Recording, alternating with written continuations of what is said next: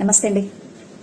మానవుడికి ఆఖరి శత్రువు అయినటువంటి మరణమును జయించినటువంటి అవతారము గురించి చెప్పరెందుకు ఈ మఠాధిపతులు, పీఠాధిపతులు, శాస్త్రులు, యోగులు, జ్ఞానులు వీరంతా మృత్యువును జయించినటువంటి పరమపురుషుడి యొక్క అవతారం గురించి ఎందుకు మాట్లాడడం లేదు?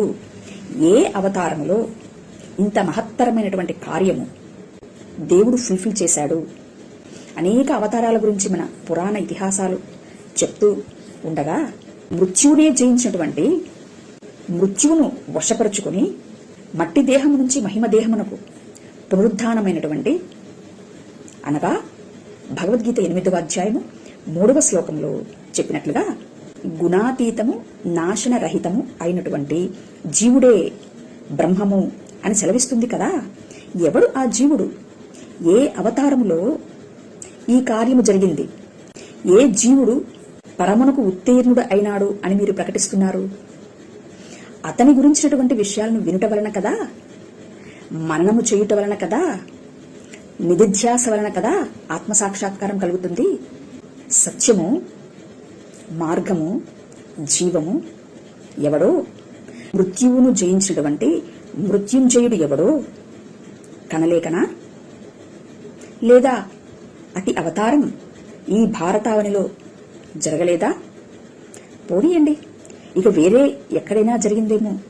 ఆ ఆలోచనలు, ఆ అవతారము మనకు పనికిరాదా?